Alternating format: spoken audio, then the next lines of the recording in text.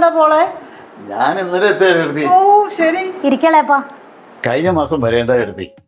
അതിനിടയ്ക്ക് കമ്പനിയിൽ കുറെ ഇഷ്യൂസ്, അതാ സമയം പോയി. ആ വാ മോളെ.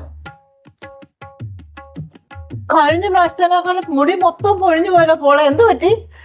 വയസ്സായില്ല എടുത്തി, നീ അതൊക്കെ അങ്ങനെ പോകും. ഇളയപ്പന് എന്ത് പ്രായമായെന്നാ പറയണേ? ഇളയപ്പ ഇപ്പോഴും ചുള്ളനല്ലേ?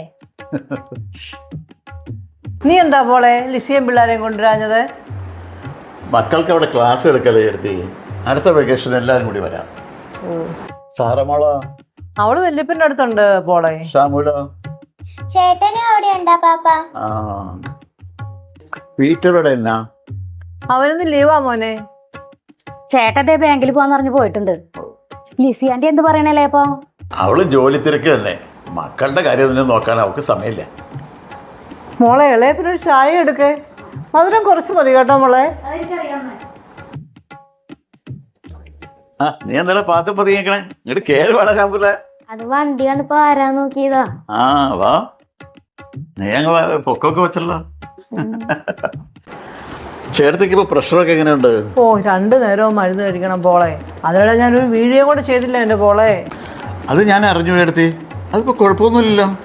അതിനിപ്പം കുഴപ്പമൊന്നുമില്ല പോളെ, പക്ഷെ 2 മാസം ഞാൻ ഇരിക്കുമ്പോഴേ അറിയുള്ളൂ പോളെ അതിൻ്റെ ബുദ്ധിമുട്ട്.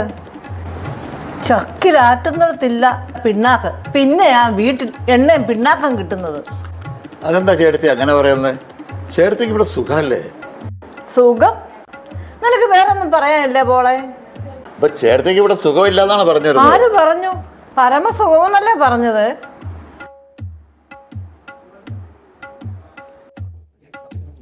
ഞാൻ അധികം നേരം ഇരിക്കുന്നില്ല എടുത്തി.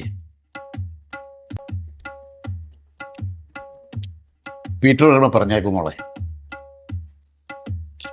ഫോട്ടോ ആ പോയോ?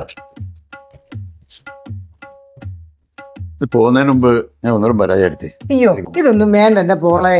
അല്ല കയ്യിലിരിക്കട്ടെ.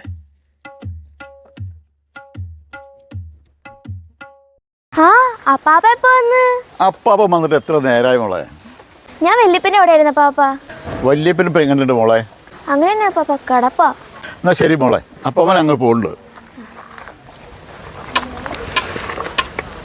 നീ വരില്ലേ പാപ്പൻ?